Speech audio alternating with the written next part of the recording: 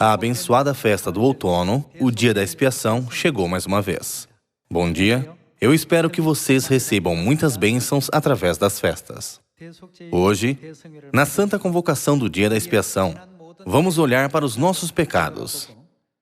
Através dessa festa, espero que possamos agradecer ao Pai Celestial e à Mãe Celestial por seu sacrifício e graça e pelo quanto eles carregaram o fardo dos nossos pecados a fim de nos redimir de nosso grande e imperdoável pecado. Portanto, através desse dia da expiação, vamos oferecer corretamente a Deus uma oração de arrependimento para a expiação de nossos pecados, para que a obra do arrependimento completo, que é aceitável a Deus, como o sacrifício de Abel, possa ser alcançado. Através da bênção do Espírito Santo, da chuva serôdia, vamos pregar a verdade da vida corretamente a toda a humanidade. Fazendo assim, creio que a grande obra de adiantar o dia da vinda do Pai à Terra com certeza acontecerá. A Mãe está orando por nós e pelo perdão de nossos pecados. Como seus filhos, devemos ser aqueles que nunca pecam novamente, para que as orações da Mãe não sejam em vão. Deus nos dará a bênção do Espírito Santo da chuva serôdia quando formos santos e puros. Eu espero que vocês e eu peçamos por essa bênção enquanto nos arrependemos e pedimos pelo perdão de pecados. Hoje, como o povo das festas, precisamos ver a origem, a cerimônia da festa do dia da expiação e o seu significado. De acordo com o calendário sagrado, o dia da expiação é para ser celebrado no 10º dia do 7º mês. O que aconteceu antes do 10º dia do 7º mês? Quando Moisés subiu ao Monte Sinai para receber as primeiras tábuas, que continham os 10 mandamentos, ele não desceu por 40 dias. Ele jejuou, não comeu pão e nem bebeu água por 40 dias. E recebeu os 10 mandamentos de Deus através de uma cerimônia muito preciosa. Porém, ao pé do monte, os israelitas começaram a pensar: já que o nosso líder subiu ao monte onde não tem comida nem água, e ele ainda não desceu, deve ser porque já morreu. Eles chegaram à conclusão de que tinham que criar outros deuses para si mesmos. Eles precisavam de um líder que os levasse para a terra de Canaã, que manava leite e mel. É por isso que eles criaram um ídolo no formato de um bezerro de ouro. Eles criaram um ídolo de um bezerro de ouro e se entregaram à festa pagã, adorando o ídolo. Eles provocaram a ira de Deus contra eles. Deus disse para Moisés que estava jejuando: veja o que seu povo está fazendo. Veja como eles provocam a minha ira ao adorar ídolos. Quando Moisés desceu do monte com os 10 mandamentos, ele ficou furioso. De acordo com os registros da Bíblia, Moisés era descrito como muito gentil e possuía a natureza mais gentil de todos aqueles que viviam na terra. Porém, quando ele viu a cena onde as pessoas desobedeceram, se opuseram e foram contra a vontade de Deus, a sua ira explodiu. Moisés estava angustiado e nervoso, vendo como o povo não podia entender a grande vontade de Deus para salvá-los, depois de libertá-los da escravidão no Egito, a terra do pecado. E então, se esforçar tanto para levá-los para a terra de Canaã, que manava leite e mel. Ele não conseguia entender como eles podiam tão facilmente abandonar a Deus e adorar outros deuses. Em sua angústia, ele jogou as tábuas de pedra, onde os 10 mandamentos estavam escritos, no pé do monte e as quebrou. Ele desceu e puniu todos que adoraram o ídolo. Naquele dia, 3.000 pessoas que adoraram o ídolo morreram. Desse dia em diante, o povo se arrependeu completamente dos pecados que cometeram e ansiosamente pediram a Deus pelo perdão de seus pecados. Quando Deus viu que eles realmente se arrependeram de seus pecados iníquos, ele ordenou que Moisés subisse ao monte de novo, para dar as segundas tábuas com os 10 mandamentos. Assim, Moisés subiu ao monte Sinai para receber as segundas tábuas com os 10 mandamentos, no primeiro dia do 6º mês, de acordo com o calendário sagrado. No primeiro dia do 6º mês, ele subiu ao monte, e depois de jejuar por outros 40 dias, chegou o 10º dia do 7º mês. Deus escolheu o dia em que Moisés desceu com as segundas tábuas dos 10 mandamentos, e estabeleceu esse dia como o dia da expiação, representando que Deus perdoou os pecados de Israel.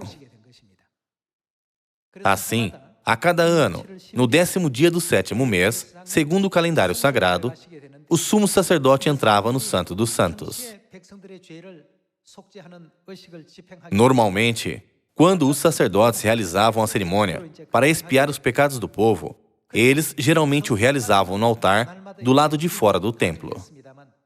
Eles tinham a permissão de entrar no santuário todos os dias, mas apenas o sumo sacerdote podia entrar no Santo dos Santos uma vez ao ano, no dia da expiação. Hoje é esse dia. O dia da expiação, que estamos guardando hoje, é um dia grande e significativo, onde Deus perdoa todos os pecados do povo e até os pecados dos sacerdotes. Deus perdoa todos os pecados de toda a comunidade israelita. Hoje, vamos estudar através da Bíblia sobre a cerimônia realizada durante o dia da expiação na lei da Antiga Aliança. Com isso, vamos aprender sobre o tipo de sacrifício que Cristo se tornaria para expiar os nossos pecados na época do Novo Testamento. Vamos ver a palavra de Deus no Antigo Testamento. Vamos para o livro de Sofonias, capítulo 3, versículo 16. Naquele dia se dirá a Jerusalém: não temas, ó Sião, não se afrouxem os teus braços. O Senhor, teu Deus, está no meio de ti, poderoso para salvar-te. Ele se deleitará em ti com alegria, renovar-te-á no seu amor. Regozijar-se-á em ti com júbilo. Os que estão entristecidos por se acharem afastados das festas solenes, eu os congregarei. Estes, que são de ti e sobre os quais pesam opróbrios. Eis que, naquele tempo, procederei contra todos os que te afligem. Salvarei os que cocheiam e recolherei os que foram expulsos. E farei deles um louvor e um nome em toda a terra, em que sofrerem ignomínia. Naquele tempo, eu vos farei voltar e vos recolherei. Certamente, farei de vós um nome e um louvor entre todos os povos da terra, quando eu vos mudar a sorte diante dos vossos olhos, diz o Senhor. De acordo com a profecia sobre os últimos dias, nesse tempo, Deus reunirá todas as pessoas que pensam: como posso guardar corretamente as festas de Deus? Ele está procurando por essas pessoas, para que possam receber o perdão de pecados, a salvação e a vida eterna. Deus está reunindo o povo das festas. Hoje, o dia da expiação é uma dessas festas. Vamos descobrir a data do dia da expiação no livro de Levítico, capítulo 23. Vamos ver no livro de Levítico, capítulo 23, versículo 4. No capítulo 23, versículo 4, está escrito: são estas as festas fixas do Senhor, as santas convocações que proclamareis no seu tempo determinado. No mês primeiro, aos 14 do mês, no crepúsculo da tarde é a Páscoa do Senhor. E aos 15 dias deste mês é a festa dos pães asmos do Senhor. 7 dias comereis pães asmos. Ele explicou: aos 15 dias deste mês é a festa dos pães asmos. E continuou a explicar sobre as 7 festas, começando pela Páscoa e a festa dos pães asmos. No livro de Levítico, capítulo 23, versículo 26, está escrito: disse mais o Senhor a Moisés: mas aos 10 deste mês 7º será? Qual é a festa? O dia da expiação. É no dia da expiação que você faz a expiação pelos seus pecados. Tereis santa convocação e afligireis a vossa alma. Trareis oferta queimada ao Senhor. É assim que Deus designou o 10º dia do 7º mês, segundo o calendário sagrado, como o dia da expiação. Agora, vamos voltar para o livro de Levítico, capítulo 16, e descobrir que tipo de cerimônia para a festa está incluída no dia da expiação e o que significa. Livro de Levítico, capítulo 16. Entre as cerimônias, no dia da expiação, devemos pensar cuidadosamente sobre o fato de que apenas uma vez ao ano o sumo sacerdote entrava no Santo dos Santos com o sangue do bode sacrificado como oferta pelo pecado. No versículo 6 está escrito: Arão trará o novilho da sua oferta pelo pecado e fará expiação por si e pela sua casa. Também tomará ambos os bodes e os porá perante o Senhor à porta da tenda da congregação. Lançará sortes sobre os 2 bodes, uma para o Senhor e a outra para o bode emissário. Arão fará chegar o bode sobre o qual cair a sorte para o Senhor e o oferecerá por oferta pelo pecado. Mas o bode, sobre que cair a sorte para bode emissário, será apresentado vivo perante o Senhor, para fazer expiação por meio dele e enviá-lo ao deserto como bode emissário. Arão fará chegar o novilho da sua oferta pelo pecado e fará expiação por si e pela sua casa. Imolará o novilho da sua oferta pelo pecado. Tomará também de sobre o altar o incensário cheio de brasas de fogo diante do Senhor, e 2 punhados de incenso aromático bem moído, e o trará para dentro do véu. Porá o incenso sobre o fogo, perante o Senhor, para que a nuvem do incenso cubra o propiciatório, que está sobre o testemunho, para que não morra. Tomará do sangue do novilho e, com o dedo, o aspergirá sobre a frente do propiciatório. E, diante do propiciatório, aspergirá 7 vezes do sangue com o dedo. Depois, imolará o bode da oferta pelo pecado, que será para o povo, e trará o seu sangue para dentro do véu, e fará com o seu sangue, como fez com o sangue do novilho. Aspergi-lo-á no propiciatório e também diante dele. Assim fará a expiação pelo santuário, por causa das impurezas dos filhos de Israel, e das suas transgressões, e de todos os seus pecados. Da mesma sorte, fará pela tenda da congregação, que está com eles, no meio das suas impurezas. Uma das passagens mais importantes é sobre os 2 bodes. Um é o bode emissário e o outro é o sacrifício da oferta pelo pecado. Essa cena sobre o bode emissário é de grande importância. Vamos para o versículo 20. No livro de Levítico, capítulo 16, versículo 20, está escrito: Havendo, pois, acabado de fazer expiação pelo santuário, pela tenda da congregação e pelo altar, então fará chegar o bode vivo. Arão porá ambas as mãos sobre a cabeça do bode vivo, e sobre ele confessará todas as iniquidades dos filhos de Israel, todas as suas transgressões e todos os seus pecados, e os porá sobre a cabeça do bode, e enviá-lo-á ao deserto pela mão de um homem à disposição para isso. Assim, aquele bode levará sobre si todas as iniquidades deles para a terra solitária, e o homem soltará o bode no deserto. Depois, Arão virá à tenda da congregação e despirá as vestes de linho que havia usado quando entrara no santuário, e ali as deixará. Banhará o seu corpo em água no lugar santo e porá as suas vestes. Então sairá e oferecerá o seu holocausto e o holocausto do povo, e fará expiação por si e pelo povo. Também queimará a gordura da oferta pelo pecado sobre o altar. E aquele que tiver levado o bode emissário lavará as suas vestes, banhará o seu corpo em água e, depois, entrará no arraial. Mas o novilho e o bode da oferta pelo pecado, cujo sangue foi trazido para fazer expiação no santuário, serão levados fora do arraial. Porém as suas peles, a sua carne e o seu excremento se queimarão. Aquele que o queimar lavará as suas vestes, banhará o seu corpo em água e depois entrará no arraial. Isso vos será por estatuto perpétuo. No 7º mês, aos 10 dias do mês, afligireis a vossa alma e nenhuma obra fareis, nem o natural, nem o estrangeiro que peregrina entre vós. Aqui, podemos ver que 2 bodes foram levados. Um para a oferta pelo pecado, para fazer expiação pelos pecados do povo, e o outro para ser usado como bode emissário. A cerimônia consiste no sacerdote colocar suas mãos sobre a cabeça do bode emissário, e então colocar todos os pecados sobre a cabeça do bode. E finalmente enviar o bode para o deserto em um lugar solitário, onde ninguém mora.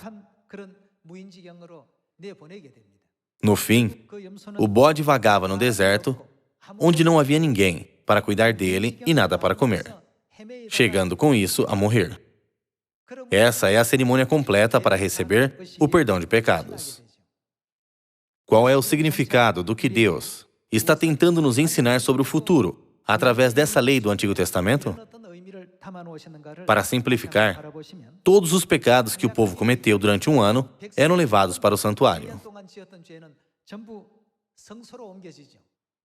Quando o povo pecava, eles ofereciam a oferta pelo pecado aos sacerdotes, dizendo: "Me perdoe, porque eu pequei." O sacerdote então matava o animal para pagar e expiar os seus pecados. É por isso que ele sacrificava o animal. O sangue do animal sacrificado era aspergido sobre os chifres do altar. Isso acontecia todos os dias durante o ano. Então, todos os pecados do povo que foram acumulados por todo o ano eram temporariamente transferidos para o santuário. Os pecados do povo eram transferidos para o santuário e no dia da expiação todos os pecados do povo eram então transferidos para o bode emissário. Depois, o bode emissário era enviado com os pecados do povo para vagar no deserto e morrer. Foi com esse processo que todos os pecados do povo eram expiados. Deus não estabeleceu as leis do Antigo Testamento sem nenhum propósito. Por fim, todos os pecados que cometemos foram passados para o pai e a mãe, que se tornaram a oferta pelo pecado em nosso lugar. O sacrifício da oferta pelo pecado representa a Deus. Além disso, o santuário, onde os nossos pecados foram guardados por um ano, também representa Deus. Por fim, para quem é transferido todos esses pecados? Todos os pecados são passados para o bode emissário, ou seja, o diabo, a origem do pecado, e é ele que sofrerá a punição do eterno inferno. No final, quando Satanás for destruído pela morte, então todos os pecados desaparecerão completamente. Deus nos mostrou a sua profunda vontade nessa cerimônia, através dos regulamentos dos cultos na lei do Antigo Testamento. Vamos aprender sobre esse assunto mais profundamente, um por um, na Bíblia. Vamos abrir o livro de Jeremias, capítulo 17, juntos. No livro de Jeremias, capítulo 17, versículo 12, está escrito: "Trono de glória, enaltecido desde o princípio, é o lugar do nosso santuário. Ó Senhor, esperança de Israel, todos aqueles que te deixam serão envergonhados. O nome dos que se apartam de mim será escrito no chão, porque abandonam o Senhor, a fonte das águas vivas." Aqui, o que está escrito no versículo 13? Está escrito: "Ó Senhor, esperança de Israel." Vendo o versículo 12, Deus está descrito como nosso santuário. Portanto, assim como os pecados de Israel eram temporariamente transferidos para o santuário no Antigo Testamento, todos os nossos pecados também são temporariamente transferidos a Deus. No fim, Deus se sacrificou por nós e passa os nossos pecados para Satanás.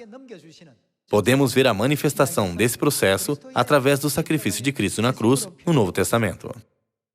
No livro de Jeremias, capítulo 17, a Bíblia nos desperta para o fato que a realidade do santuário é Deus. Agora vamos abrir o Evangelho de João, capítulo 1. No capítulo 1, versículo 29 está escrito: "No dia seguinte, viu João a Jesus que vinha para ele e disse: Eis o Cordeiro de Deus, que tira o pecado do mundo." Assim, através desse versículo, podemos compreender o ensinamento de que aquele que levou sobre si todos os nossos pecados é Cristo. Vamos ver o livro de Isaías, capítulo 53, versículo 4. "Certamente, Ele tomou sobre si as nossas enfermidades, e as nossas dores levou sobre si, e nós o reputávamos por aflito, ferido de Deus e oprimido. Mas Ele foi traspassado pelas nossas transgressões e moído pelas nossas iniquidades. O castigo que nos traz a paz estava sobre Ele, e pelas suas pisaduras fomos sarados. Todos nós andávamos desgarrados como ovelhas, cada um se desviava pelo caminho, mas o Senhor fez cair sobre Ele a iniquidade de nós todos." Na época do Antigo Testamento, os pecados dos israelitas eram passados para um bode para oferta pelo pecado. E depois da morte deste bode, seus pecados eram passados temporariamente para o santuário. Depois, seus pecados seriam transferidos do santuário para o bode emissário, que então vagava no deserto e morria. Porque o processo da expiação dos pecados está descrito na lei do Antigo Testamento? Tudo isso é para nos mostrar o que está acontecendo no mundo espiritual. Podemos pensar que por orar apenas uma vez, Deus, perdoe os meus pecados, nossos pecados desaparecem automaticamente. Porém, a verdade é que alguém deve carregar a responsabilidade por todos esses pecados. Alguém deve tomar toda a responsabilidade. Devemos ser aqueles que carregam a responsabilidade de nossos próprios pecados. Mas Deus, de bom grado, tomou sobre si a responsabilidade pelos nossos pecados. Deus foi colocado na cruz, embora nós somos os que mereciam estar na cruz. O pai e a mãe ficaram no lugar onde devíamos ser açoitados. Alguém teve que pagar o preço pelos pecados que cometemos. O pecado não desaparece ou some por simplesmente orar. Alguém deve pagar o preço dos nossos pecados e suportar a dor em nosso lugar, para que possamos ser perdoados dos nossos pecados. Essa é a vontade de Deus oculta no dia da expiação. Para nos ensinar as verdades espirituais, Deus cumpriu os requerimentos das festas dessa forma. Apenas o pai foi sacrificado? Quando vemos o livro de Levítico, podemos ver que não é apenas o sacrifício do nosso pai, mas o sacrifício da nossa mãe também, que sempre esteve ao lado dele. Vamos para o livro de Levítico, capítulo 4. No livro de Levítico, capítulo 4, versículo 27, está escrito: Se qualquer pessoa do povo da terra pecar por ignorância, por fazer alguma das coisas que o Senhor ordenou se não fizessem, e se tornar culpada, ou se o pecado em que ela caiu lhe for notificado, trará, por sua oferta, o que ele deve trazer como oferta pelo pecado? Uma cabra sem defeito pelo pecado que cometeu. Ele deve trazer uma cabra como oferta pelos pecados que ele cometeu. E porá a mão sobre a cabeça da oferta pelo pecado, e a imolará no lugar do holocausto. Então o sacerdote, com o dedo, tomará do sangue da oferta e o porá sobre os chifres do altar do holocausto. E todo o restante do sangue derramará à base do altar.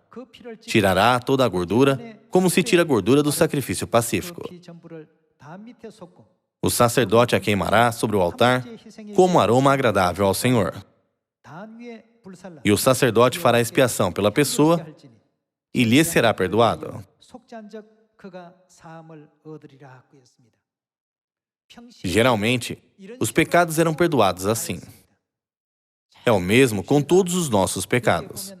Aqui, os animais eram separados por gênero, como bode e cabra. Assim, não foi apenas o pai que carregou o fardo de se sacrificar,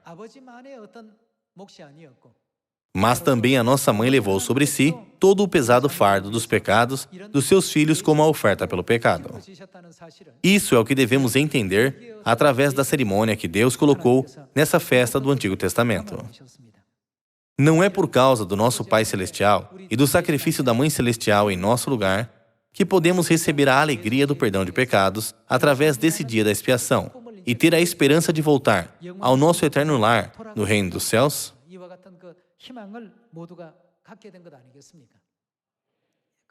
Se olharmos para isso apenas de uma perspectiva superficial, parece como se Cristo tivesse apenas morrido na cruz por nós. Porém, não devemos esquecer do profundo significado contido na lei do Antigo Testamento, que serve como uma sombra para nós. Sempre que um membro da comunidade pecava, eles traziam uma cabra para os sacerdotes, confessavam os seus pecados e ofereciam a cabra como sacrifício para si mesmos com um coração arrependido. Alguém precisa morrer em meu lugar. É apenas então que nossos pecados podem ser perdoados e expiados. Por causa dos nossos pecados, O sacrifício do pai e o sacrifício da mãe foram necessários. E os nossos pecados, que foram passados ao santuário, são, no final, transferidos para Satanás, o diabo, que é a origem do pecado.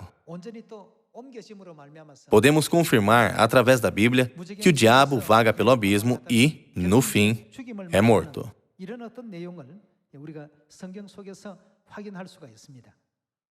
Vamos ver no livro do Apocalipse, capítulo 20, versículo 10. No capítulo 20, versículo 10, está escrito: o diabo, o sedutor deles, foi lançado para dentro do lago de fogo e enxofre, onde já se encontram não só a besta, como também o falso profeta, e serão atormentados de dia e de noite pelos séculos dos séculos. No final, o diabo será lançado para um lugar de morte, sofrerá a punição, será atormentado de dia e de noite e no fim será morto. Esse assunto é confirmado no livro do Apocalipse. Sobre esse assunto, Deus já nos mostrou através da sombra, ou seja, do Antigo Testamento, que o bode emissário deve vagar no deserto e finalmente chegar à sua morte. Esse era o processo através do qual os pecados eram expiados. Devemos compreender que se continuarmos a nos permitir pecar e viver em pecado, estamos apenas causando mais dor e sofrimento ao nosso Pai Celestial e à nossa Mãe Celestial todos os dias de suas vidas. Nesse dia da expiação, lembrando disso mais uma vez, nós, o povo de Sião, vamos confessar os pecados e transgressões que temos cometido consciente e inconscientemente. Nós pecamos no céu e fomos expulsos a esta terra, a cidade de refúgio. Não devemos viver com arrogância na terra, desobedecendo e indo contra a vontade de Deus, sem compreender que somos pecadores. Já que essa terra é a cidade de refúgio espiritual, ou seja, uma prisão para a nossa alma, a atitude e a mentalidade apropriada de um prisioneiro é reconhecer e se arrepender de seus pecados. Se um prisioneiro se arrepende, reflete sobre seu passado e se pergunta: por que eu me envolvi nesse pecado? Por que eu fiz aquilo? Eu nunca vou cometer esse pecado de novo. Esses não são os casos em que os prisioneiros que se arrependem são rapidamente libertos com base em seu bom comportamento? Hoje, e todos os dias de agora em diante, não vamos nos esquecer da oração do publicano. Senhor, eu sou um pecador, sempre que estivermos diante de Deus.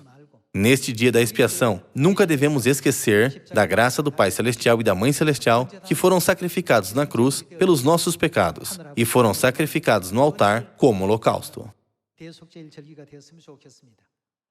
Por esse motivo, não devemos concluir essa festa satisfeitos com a expiação que recebemos e com o nosso próprio arrependimento. Ao contrário, devemos considerar a humanidade que ainda está vivendo nesta terra, sem entender por que eles tiveram que vir a esta terra e pregar a eles. Vocês são os anjos que pecaram no céu e vieram a esta terra. Por isso, vamos nos arrepender e voltar ao nosso lar celestial. Vamos ansiosamente entregar essa mensagem a todos.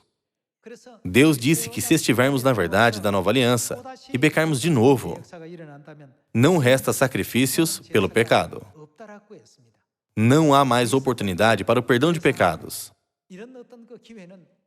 Pedindo a todos que segurem a incrível graça da redenção e que nunca a percam, eu gostaria de concluir o sermão de hoje. Muito obrigado.